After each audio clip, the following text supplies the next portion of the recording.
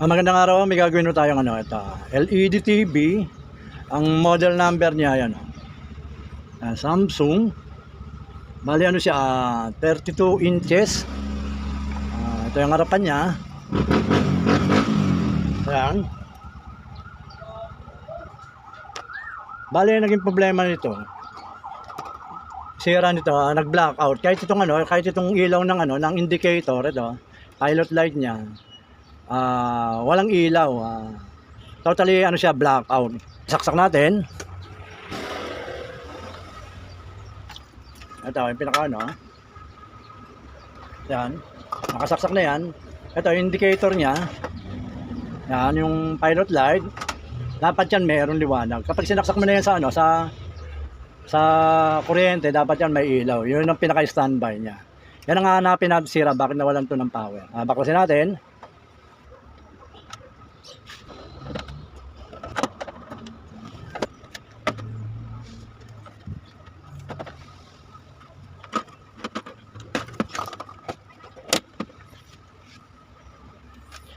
Bali yan ang laman niya sa loob. Ito yung pinaka power supply niya, ito. Tapos ito na yung niya, pinaka memory. Papunta sa may dito sa may panel board. Ito yung ribbon niya. Ayan, ito yung power supply niya. Ayan, nandito yung mga COF niya, ayan, panel board. Bali tututok tayo dito tayo sa power supply. Tingnan natin kung bakit nawalan siya ng power. Hanggang natin 'to.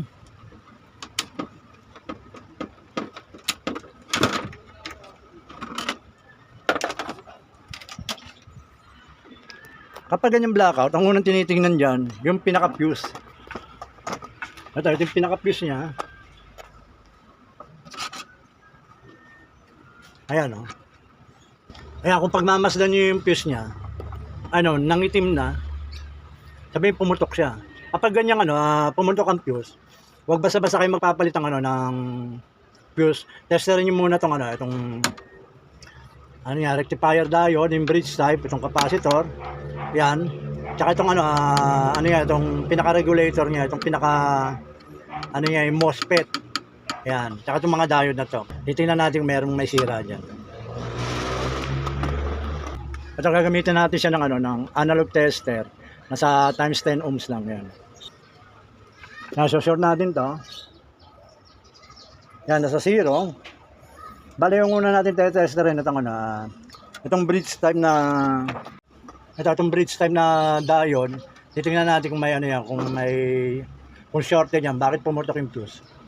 Yung mga ganyan naman, kahit nakakabit yan, matetester mo yan kung may problema o wala Kasi pag nag-zero yan, ibig sabihin shorted siya. Ito yung positive, ito yung negative.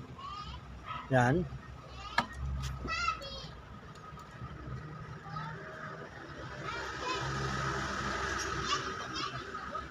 Yan, wala siyang contact. Baliktad rin natin. Ayun, tumaas yung pinaka needle, pero hindi siya nasa 0. Ayun Pag binaliktad, ay wala siyang palo. Itong kabila, itong pinaka AC input ng diode, tester rin natin. Ayun. Wala rin. Ibig sabihin na hindi yan ang sira. Itong capacitor, tingnan natin kung kung mag-short o kung may pa siya, may resistance pa siya. Ayun, nasa 5 din, balik na rin natin. Ayun, pumalo siya, kaunti lang. Ibig sabihin, itong dalawang to hindi shorted. Itong pinaka regulator niya, itong icing to, MOSFET IC, tester natin kung siyang shorted. Ayun, hindi. Dito na nilagay sa collector. Ayun, kabila. Wala. Baliktad rin natin. Ayun, mahina yung palo. Pinaka-resistance niya, yan. Ibig sabihin, hindi rin sira to. Dito tayo sa dalawang diode na to. Tingnan natin kung may sira. Ayun, hindi siya pumalo. Baliktad rin natin yung dito natin ilagay yung positive, yung pula. Ayun. May resistance siya. Pero hindi siya shorted. Itong kabilang diode, ganun din. Ibig sabihin hindi siya sira. wala siyang ano, wala siyang totally may problema. Totally baka yung fuse na talaga ang bumigay. Pero to, kung mapapansin mo itong ano, itong isang anong to? Ito, oh. Ayan, ang ngiti mo. Pumutok. Yan. Yung kabila, wala siyang itim, pero yung sa kabila niya, ayun, meron. Bali itong dalawang to, itong anong to, yung capacitor na to, yung fixed capacitor na to, saka itong ano, itong fuse, papalitan natin yan.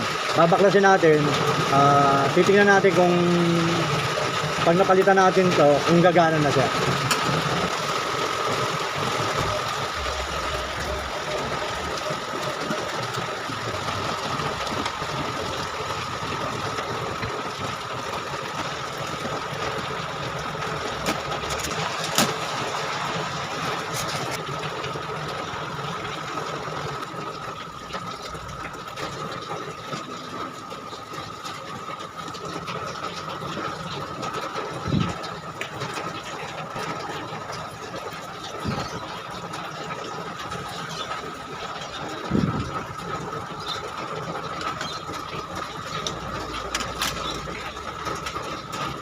Ito yung fuse niya, ayan, nangitim na.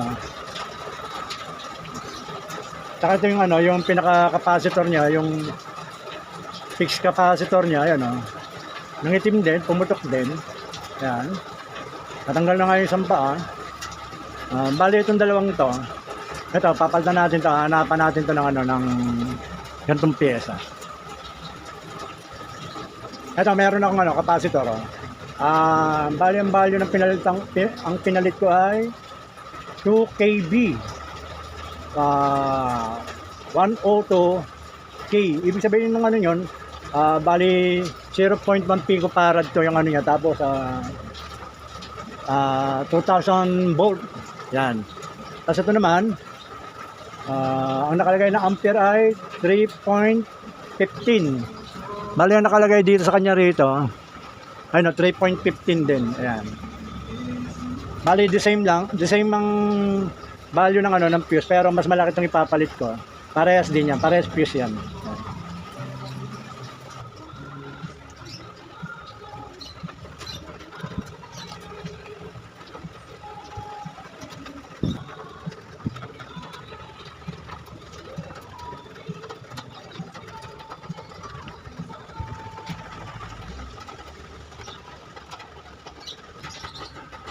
Nailagay na natin yung ano, yung capacitor na bago, tsaka yung fuse na ano, ayos din. Bali ito yung ano, yung mga nasira. Ang gagawin natin isusubok natin siya kung gagana siya. Pag gumana na, iyan lang ang sira. Pero kapag wala pa rin siyang power, magbo-voltage reading tayo. Titingnan natin kung saan naputol yung kuryente. Balik natin to.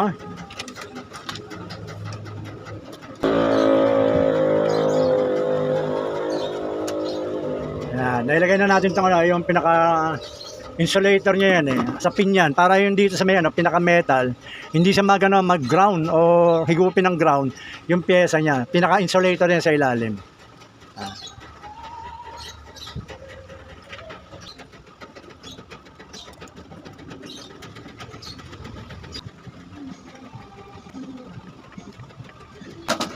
Yan, naibalik ko na yung tornilyo. Itong mga ano, mga wire na to, ibabalik na natin itong mga sakit na to. Itong sakit na to, papunta to ng backlight na to, itong dalawang to.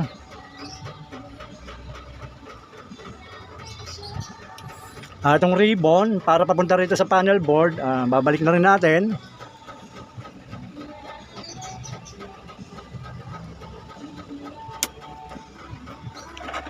Ito, ibabalik na rin natin to. Ito yung ano papunta to sa may indicator yung isang to, itong maraming wire na to. Dito sa may ano, ito. Yan, sa pilot light niya. Tapos ito naman, sa speaker niya yan, ano. Yan, ito. Babalik na rin natin yan.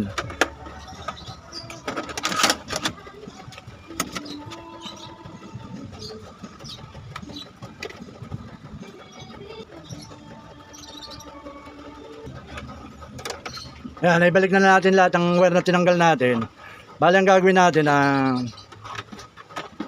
Pagaganahin muna natin siya ng nakaganyan. Titingnan natin kung magkaka-power na siya. Titingnan natin itong ano to. Ito yung pinaka-indicator niya, yung pilot light. Titingnan natin kung magkakaroon na siyang ilaw.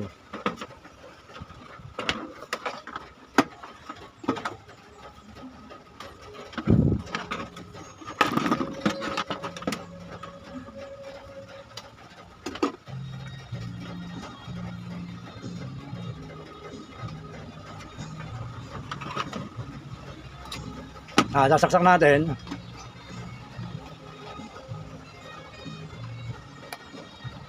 Ayun, hindi naman pumutok yung fuse. Ayun, mapapansin niyo itong ano.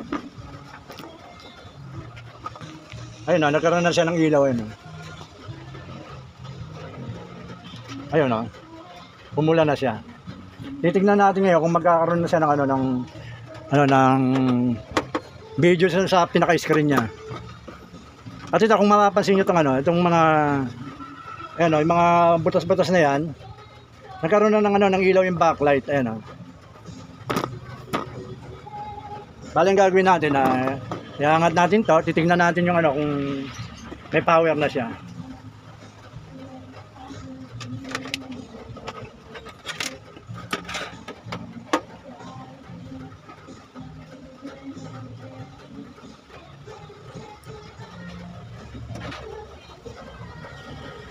Ayun, may power na siya. Nagkaroon ng sulat. Yan, kahit dito nakalagay no time information, no cable connect. Ibig sabihin may power na siya. Bali ang naging sira lang niya, itong fuse pumutok dahil sa itong pinaka fixed capacitor na to shorted. Kaya kaya nangitim yan. Meron din yung kulay blue katulad nito na sa likod. Ayan. In parte rito natanggal, nasunog. Yan, bali ang pinagmulan ng sira kaya pumutok yung fuse. Ito lang. Itong fixed capacitor na to. Kaya kapag yung mga appliances or TV nyo, kapag pumutok yung fuse, huwag nyo kagad papalitan ng fuse kasi once may problema yan, pag nilagay nyo ng fuse, maaaring gumapang pa yung sira imbis na yung pinagmulan lang ng sira ang papalitan, baka magdamay pa ng iba. Yan, sige pa, maraming salamat sa panonood. Basta watch, share, and subscribe lang po kayo sa mga ginagawa ko para at least lahat na susubaybayan. May power na siya.